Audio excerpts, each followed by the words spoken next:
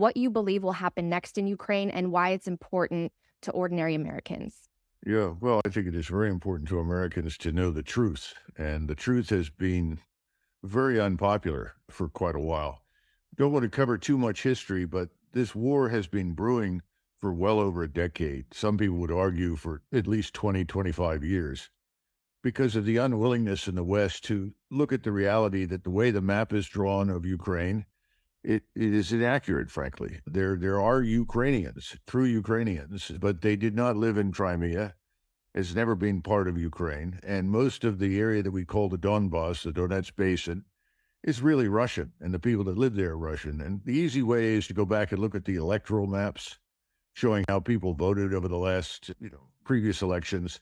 You see that the East is overwhelmingly voting in favor of the pro-Russian candidate, and the West, which is on the other side of the Dnieper River, is usually voting overwhelmingly for the anti-Russian candidate, whoever that happens to be.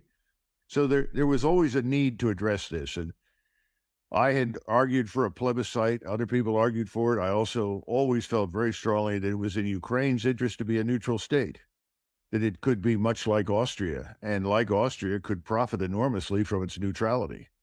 And this, of course, was sabotaged by first the Bush administration, then subsequently Obama. And I think that Trump was subverted by his own Secretary of State and Secretary of Defense and his entire national security team, who all wanted to press ahead with this expansion of NATO and incorporate Ukraine.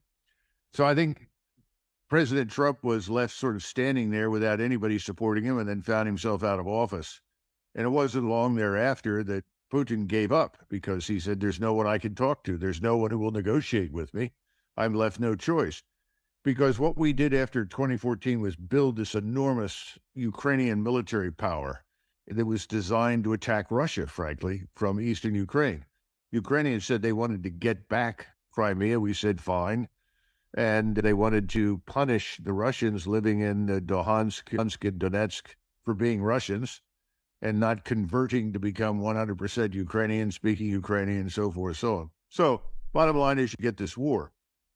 And from the very beginning, I think Putin made some miscalculations. He thought that if he demonstrated how serious he was and his country was about the growing threat to Russia in eastern Ukraine, that we would pay attention to him. Well, we did, but we decided to double down on the threat that we were creating. And his great fear was that in addition to this Ukrainian army, that of course theater ballistic missiles would show up that would put his entire nuclear deterrent as well as all of his major cities at risk. So he marched in, and initially it was a very cautious approach designed to do as little damage as possible, kill as few people as possible. And it took really almost until the summer to figure out there's nobody out there. Nobody's going to talk to us. Nobody's going to negotiate. We're stuck. We're going to have to change our entire approach. And so we go into this long haul approach